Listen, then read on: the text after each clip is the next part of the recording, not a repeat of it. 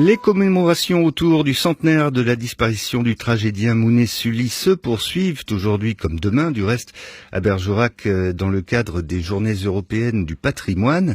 Alors, si vous ne connaissez pas encore ce comédien, ce grand tragédien, bien nous allons faire sa connaissance avec Frédéric Sully. Bonjour. Bonjour. Vous êtes l'arrière-petit-fils du comédien et spécialiste du cinéma des frères Mounet. Oui. Et je vous propose tout d'abord, Frédéric, d'écouter un document. Voici un portrait de Mounet Sully à travers un texte lu par Berthe Bovy pour la célébration à la Comédie Française du centenaire de Mounet Sully. C'était le 6 mars 1941. Et ce portrait est ici lu par Jean Cocteau, s'il vous plaît. Ce tragédien ne s'habillait pas. Il se sculptait, il se drapait de telle sorte que la laine devenait du marbre et formait autour de sa personne des plis solennels et définitifs. Et ne croyez pas que d'un seul bond, il est entré dans sa gloire. La singularité qu'il l'imposa l'obligeait à la lutte.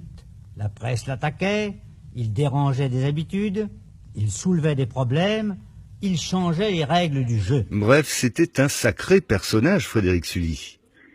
Oui, tout à fait. Comme vous pouvez le comprendre, parler de Mounet Sully, ce n'est pas, à vrai dire, l'exercice le plus facile parce que le vocabulaire, le choix du vocabulaire qui va servir désormais à le décrire est très important. Il faut bien comprendre qu'il n'existe plus aujourd'hui, à ma connaissance, et tout du moins dans l'art du théâtre, de références artistiques susceptibles de permettre au public et aux générations actuelles de se figurer ce que fut ou pourrait être encore le métier d'acteur. Parce que Mounet Sully, c'est l'acteur rare. On touche ici à l'exceptionnel, hein. Donc, Mounet Sully, c'est l'acteur unique. Je me souviens de Léon Daudet qui rappelait d'ailleurs la phrase de son père pour décrire en ces termes Mounet Sully. Il n'était pas le premier, il était le seul. Ouais, ça veut tout dire, quoi. Ça veut tout dire. résume les choses de façon, oui, très précise. Alors, ces commémorations à Bergerac, où il est né, je pense que ça vous fait chaud au cœur. Oui, ça me fait vraiment très chaud au cœur, surtout que je peux pour la première fois rencontrer les Bergeracois.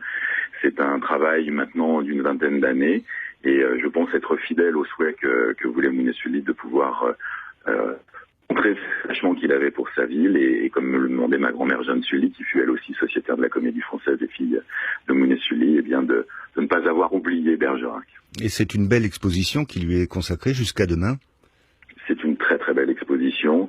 Le public est très heureux. Je suis moi-même vraiment extra. Frédéric ? Oui ? Oui. On vous entendait pas, excusez-moi. Excusez-moi. Donc, je suis vraiment extrêmement fier de pouvoir présenter cette exposition de cette manière. J'ai eu carte blanche, et ça c'est un point très très positif de la part du maire et de la ville pour pouvoir présenter vraiment un travail unique. Et vous serez présent d'ailleurs vous-même cet après-midi pour parler de votre ancêtre ? Tout à fait, je serai présent pour parler de Mounet Sully, de le présenter sous différents aspects, mais surtout un point plus précis qui est l'aventure des débuts du cinéma à laquelle il a participé avec son frère. Donc là, c'est vraiment un point inédit. Voilà, donc tous à Bergerac ce week-end pour retrouver quel immense tragédien était Mounet Sully. Frédéric Sully, merci beaucoup. Merci à vous tous et merci à Bergerac. Très bon week-end à vous, au revoir. Merci.